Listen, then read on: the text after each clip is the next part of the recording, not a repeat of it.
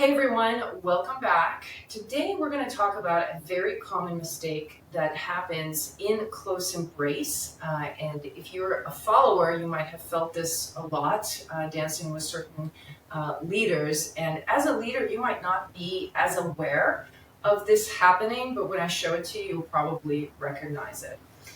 Eve is joining me today once again to demonstrate, and we're going to go into close embrace here. So typically this mistake happens anytime that the leader wants to go around the follower on the right. So when I'm trying to go on this side of my partner, or if they're leading the follower to go on their right. So for example, if I'm walking around my partner and I want to pass them, what happens is a lot of times the leader will pull the follower over to the side to make it around them. And now the follower is more in my armpit, okay? I'll show it again from the back. So let's pretend that as I'm walking, I want to go around my partner. So I just slide her over and then walk on the outside and then come back in line. This also can happen when leading crosses. So going into cross, when I'm going on the outside of the partner, I can slide my partner over, line them up for a cross, and then bring them back in line with me. So what ends up happening is that the follower now is not really aligned with me as a leader, but they're slightly slid over to my side. The shape of the embrace slightly changes, and we end up as leaders, we end up using this arm to kind of move the follower out of the way and bring them back in. Move them out of the way and bring them back in. So as a follower, you might feel that you're slightly sliding over more into their armpit, and then at some point you have to kind of realign. And that might actually be affecting the size of your back step, for example, because if, let's say Eve is leading me here, and I've slid over on her side, and I'm about to take a back step. My back step is going to be much more shallow because I cannot turn anymore. Whereas if I am aligned here, my back step can track further behind me. So these kinds of details end up adding up to some stress over time. And I want to explain two reasons why this is happening and how you can prevent it from happening. The first reason is the more obvious one, because when you're starting to lead, especially in close embrace, we have a reflex to try to escape the follower because we're trying to make sure we don't step on him. So in our bodies, we're sort of wired to think, okay, just get this thing out of the way so I don't step on it, right? So if I demonstrate this in open embrace, just so you can see the alignment, it kind of looks like this. I'm walking along with somebody, and when I want to step on the outside of them, I just move them out of the way, and then I bring them back in. So you saw how Eve is sort of veering in and out of the line here. So instead of thinking about escaping your partner on the side here, I want you to instead think about turning towards your partner at the moment that you step on the outside of them. That turning towards them will then keep them in front of you so that on the next step they're still aligned. Okay? Let me show it by myself.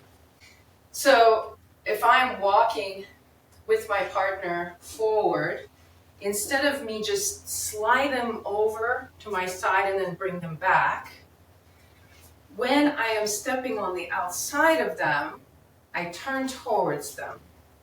And this little action, of that decision on your part, when you're stepping on the outside of your partner on their right to turn towards them, this is what's going to keep them from sliding over into your armpit, and it will keep your embrace from basically changing shape. Okay, so as I turn towards my partner on that next step, I just realign.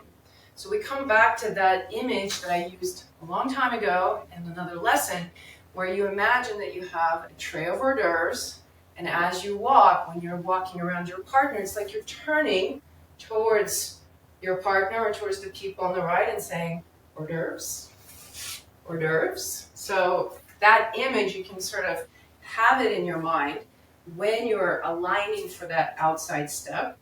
And it's the same exact idea when I have my partner walk on the outside of me. So if I'm inviting my partner to walk on my right side here, at this moment, I turn towards her, she turns towards me. If I do it in correct way, and I just slide her over, then it's going to look like this. And as you see here, she's actually facing that direction, and I'm facing the opposite direction. We're not facing towards each other. So instead, when I step back and she steps around me, I turn towards her, and we keep the distance between us.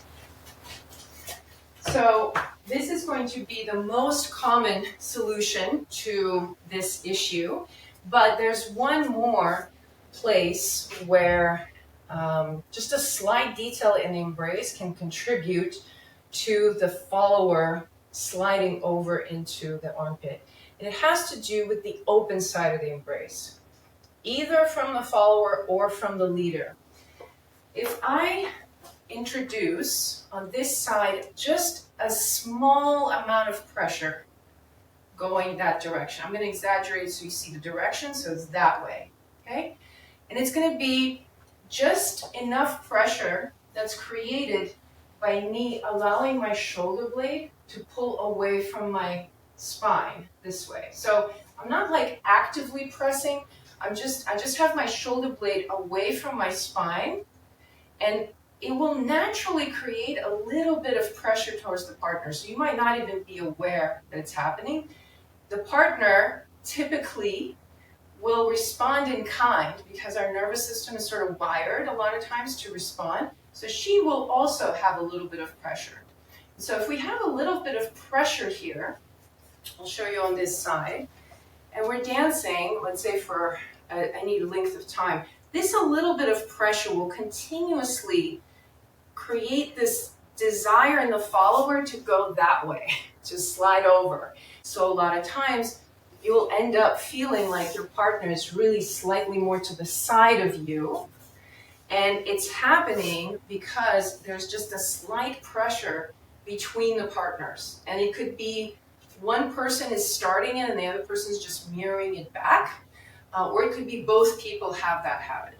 So to resolve this, what you want to do, especially for leaders, as you are dancing with your partner and you're holding the embrace, keep your shoulder blades pinned towards your back. So it's as if as I'm dancing with my partner, I'm also pulling my arm back. I'm not actively pulling it, but I'm just thinking that the shoulder blade stays towards my back, so that in the open side of the embrace, there's a little bit of kind of like a sensation of vacuum, like the arm is just ready, just at any moment ready to pull away.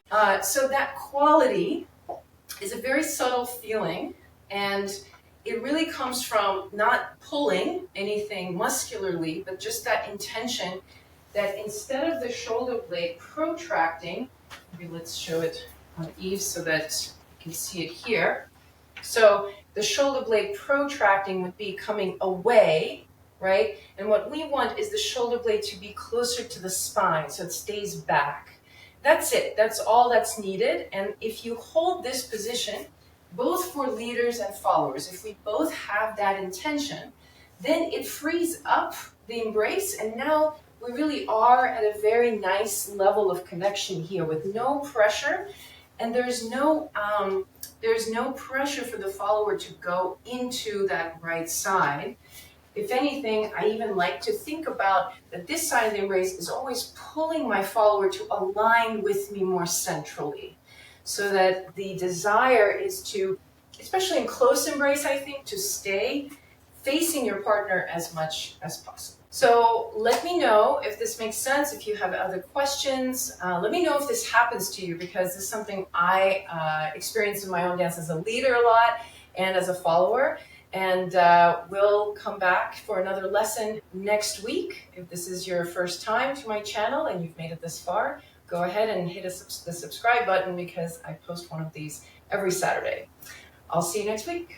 Ciao.